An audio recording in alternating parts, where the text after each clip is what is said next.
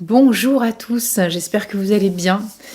Aujourd'hui, je voulais parler d'être conscient et responsable. Alors, les super mots, ça veut tout dire, ça veut rien dire. Alors, je vais pas faire des citations de tel bouquin, de qui a dit quoi, vous avez tout sur Instagram. Euh, Maya, qui fait des conneries.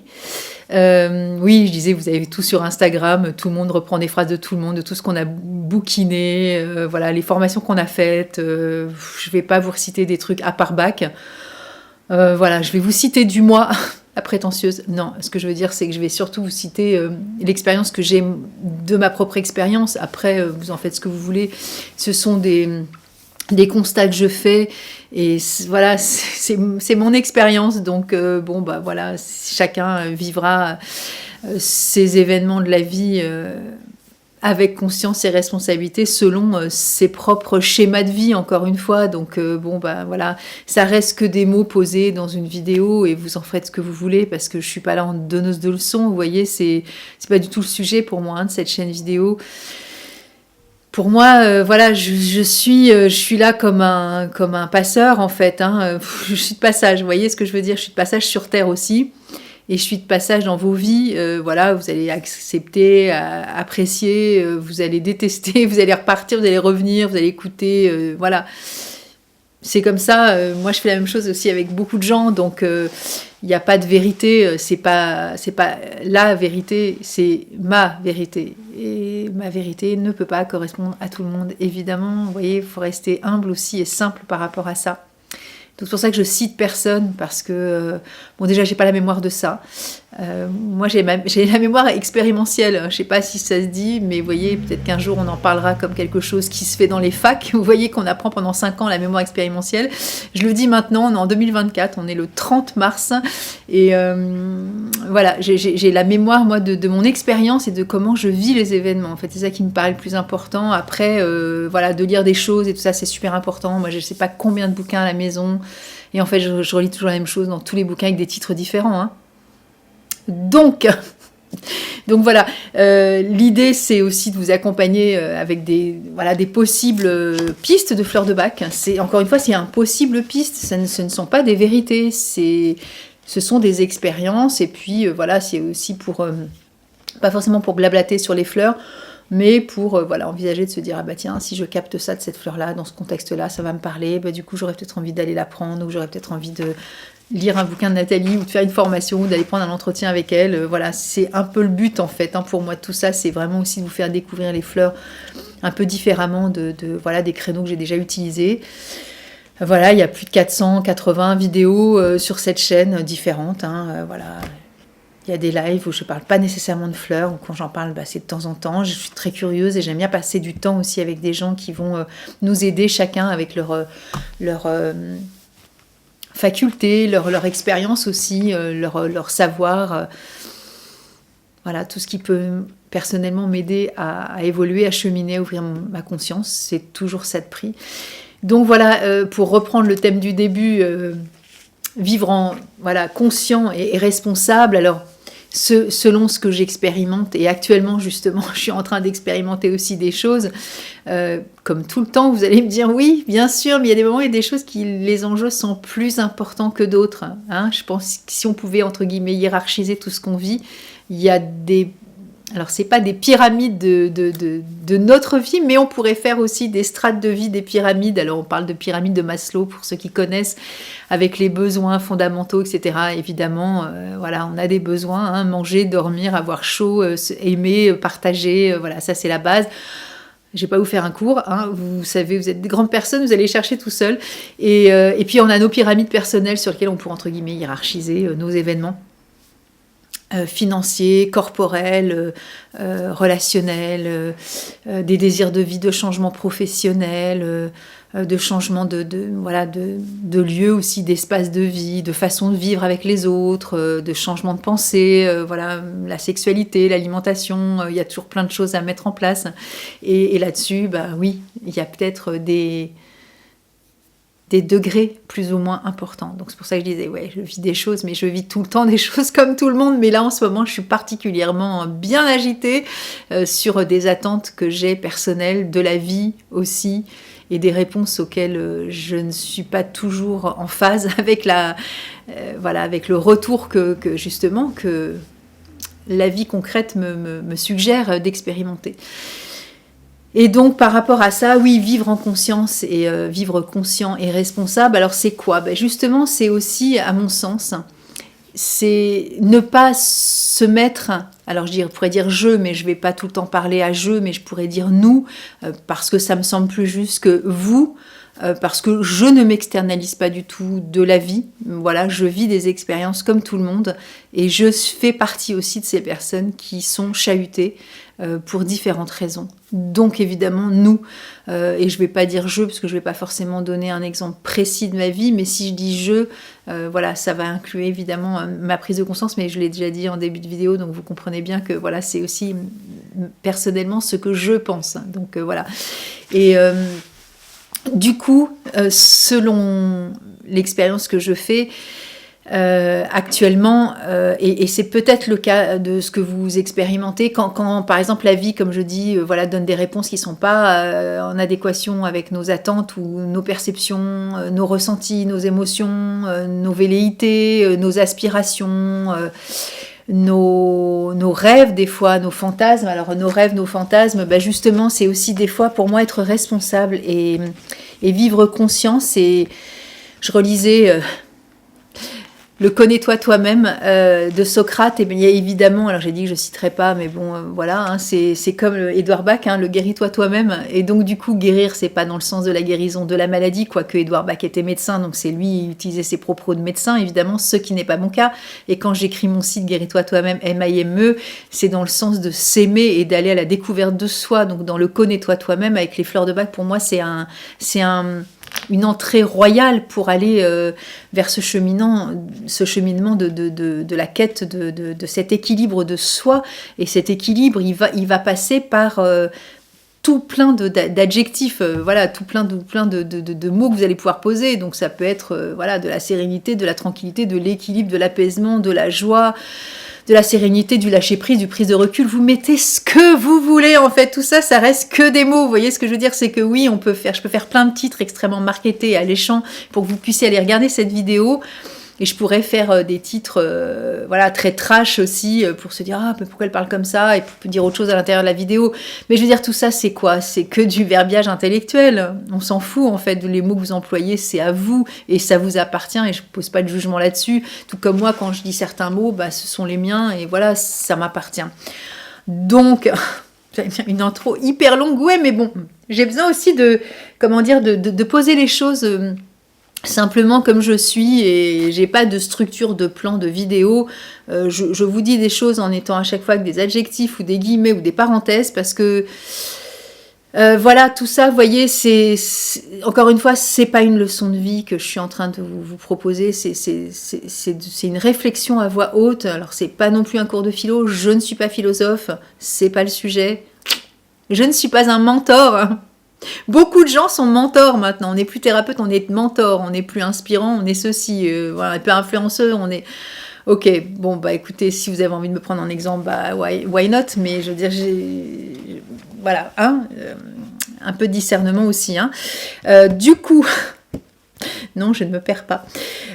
Du coup, oui, être conscient et vivre consciemment, être conscient et responsable. Responsable justement quand c'est un peu trop dans justement, je parlais d'inspiration, d'aspiration, de velléité, de quête, de quelque chose auquel on souhaite passer de l'énergie, du temps et de la vie. Eh bien, il y a des moments, c'est justement être responsable, c'est aussi, selon moi, à travers les fleurs de Bach, un moyen aussi de rééquilibrer. Alors je dis pas que c'est irresponsable de rêver, ça n'est pas le sujet, parce que rêver c'est une nécessité absolue pour l'homme, et vous voyez, dès l'enfance, on commence déjà à rêver lorsqu'on joue, on est dans cette forme de quête d'imaginaire, où on va construire des scénarios, des histoires auxquelles on va complètement se fondre, et donc ça va nourrir notre cœur, évidemment. Et quand on joue à être le gentil ou qu'on joue à être le méchant, même quand on est le méchant, ça peut nourrir aussi parce que du coup, on a envie de se venger, etc. Donc, vous voyez, Voilà, être donc dans cette notion de clématis, hein, c'est-à-dire dans cette rêverie, de cet échappatoire de quelque chose auquel on aspire, eh bien oui, et chercher une causalité à l'extérieur de l'événement, de la réponse qui va me donner quelque chose qui ne va pas être en phase avec mon rêve, eh bien pour moi, voilà, la fleur de Bach, elle va être là aussi, clématis, pour rééquilibrer cette notion du ok, conscience et responsabilité. Qu'est-ce qui fait que le rêve bascule à l'inconscience ? Qu'est-ce qui fait que le rêve, à un moment donné, n'est peut-être pas raccord avec la propre réalité ? La réalité de ce monde, est-ce que c'est ma réalité? Est-ce que c'est la vraie réalité du monde et moi je suis en décalage? J'en sais rien, j'ai pas la réponse, hein, parce que j'ai déjà vécu une expérience très forte en termes de... Alors pour le coup je vais dire jeu, hein, voilà, sur l'acquisition de l'appartement dans lequel je suis là pour faire ces stages. Il y a des années, tout le monde pensait que j'étais une grande rêveuse. Et des fois dans le rêve, on est dans cette certitude, cette foi qui nous permet aussi de nous connecter à une forme d'ailleurs. Je ne sais pas si ces petites antennes-là, elles vont connecter à quelque chose qui est bien indicible, hein, comme disait Bach, c'était, j'avais dit que je ne ferais pas de citation, et voilà, je vais citer Antoine de Saint-Exupéry, c'est fait de ta vie un rêve et de ton rêve une réalité.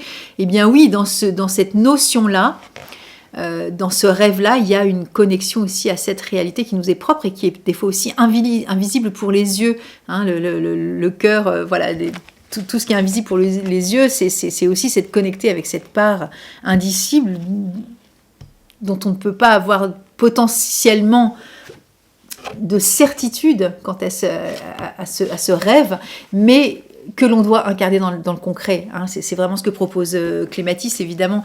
Et donc, dans ce concret, des fois, la réalité de ce monde dans lequel on vit n'est pas en phase. Et donc, du coup, être responsable, pour moi, c'est aussi éviter d'aller... chercher une causalité à l'extérieur, de dire, voilà, on ne m'apporte pas la réponse auquel j'attends par rapport à mon rêve. Et donc, du coup, soit je m'échappe encore, pire, et donc je me déconnecte complètement de ce que peut-être j'ai à mettre en action pour pouvoir justement changer les choses. Et c'est pour moi, c'est ça, être responsable. C'est aussi de se dire, ok, c'est bien, c'est cool, tu rêves, tu aspires, tu désires, tu co-crées. Voilà, pour reprendre Lilou Massé, tu rêves, tu inventes, tu te projettes, hein, encore une fois, vous mettez les mots que vous voulez. Hein.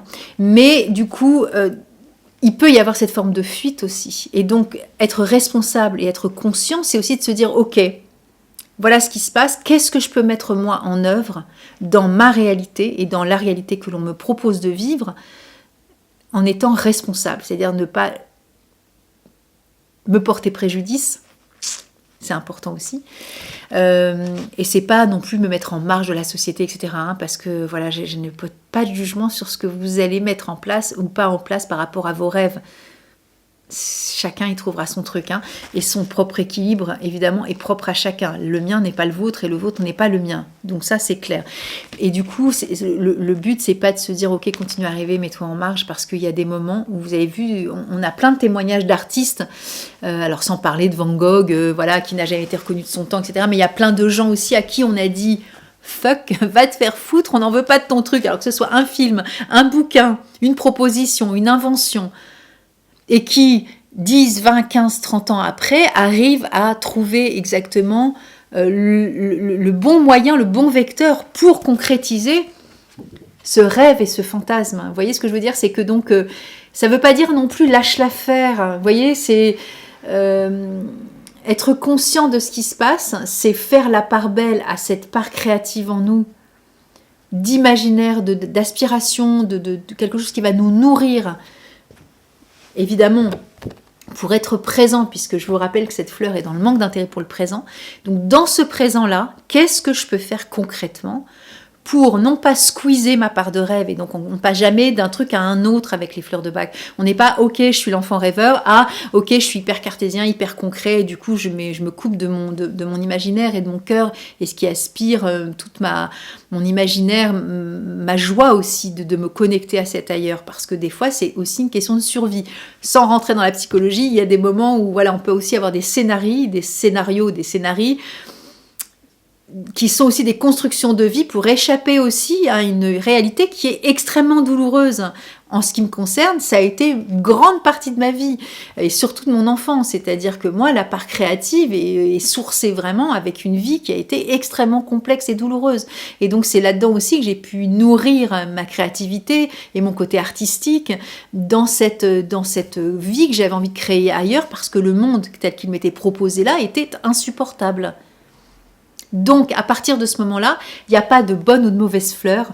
Vivre concrètement avec nos potentiels, tout en étant responsable aussi de ce que nous propose aussi de vivre cette fleur, notamment, avec cette notion du « Ok, qu'est-ce que la vie m'enseigne là et qu'est-ce que je peux mettre au service de toute cette joyeuseté, ce bonheur à être dans cette... » Parce que Bach, il nous dit, dans ce manque d'intérêt pour le présent, c'est que justement, ils ne sont pas assez intéressés par ce qu'il se passe, c'est pour ça qu'ils s'échappent aussi. Hein, ils ne sont pas assez captés par les événements, en fait, hein, parce que ça ne sied pas, ça ne correspond pas, et c'est pas assez attractif, en fait. Et c'est pour ça que souvent, les enfants sont des grands rêveurs, mais parce que des fois, on leur propose des trucs qui sont vraiment chiants, comme la mort, entre guillemets. Alors non, la mort n'est pas chiante, mais vous voyez ce que je veux dire, c'est...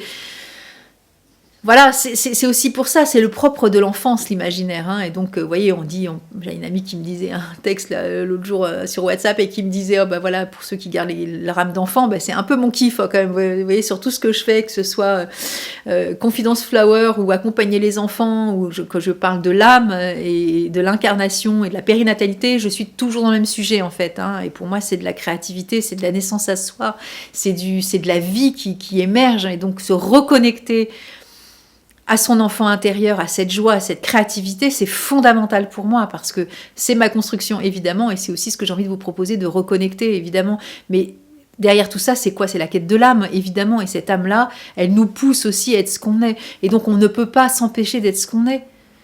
C'est impossible. Et donc c'est pareil pour les 37 autres fleurs. Hein. Là je parle de clématisse parce que c'est vraiment celle qui m'inspirait aussi pour la journée.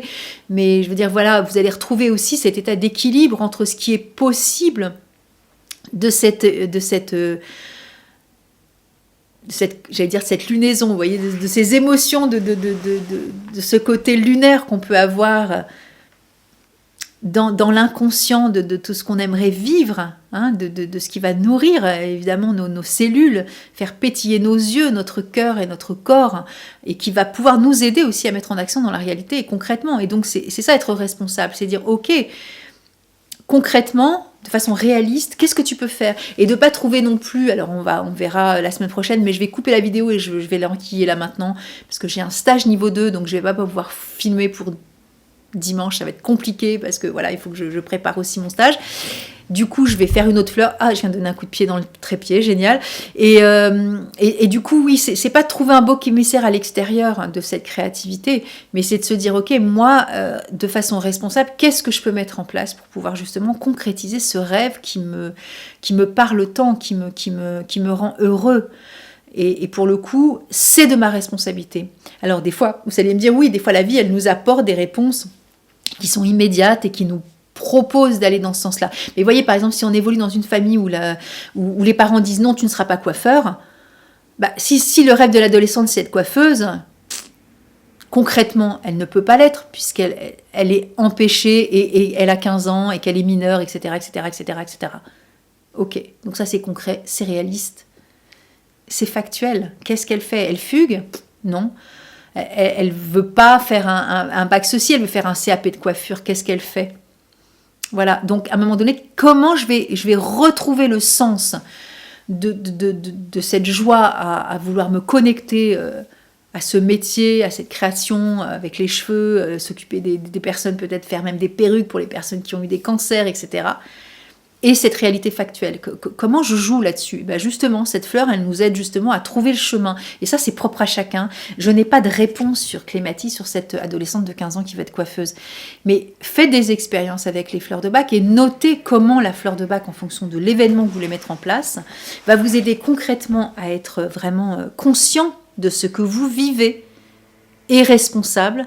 Ça veut dire pas que dans l'échappatoire à 99% des clématis et 1% de réalisme, et pas non plus 99% de réalisme et 1% de créativité et d'imaginaire, parce que des fois ça fonctionne pas comme ça, et c'est pas non plus 50-50, je n'ai pas les clés, j'expérimente aussi moi-même, et donc vous voyez que dans cette partie-ci, il y a plein de choses à aller explorer par rapport à soi. Et donc, voilà, je vous laisse pour cette fleur-ci, pour ce dimanche. Je vous souhaite un bon dimanche de Pâques et un bon demain lundi de Pâques. Vous êtes peut-être en famille, peut-être que vous ne vivez pas ces situations-là, peut-être que vous êtes aussi en plein Ramadan.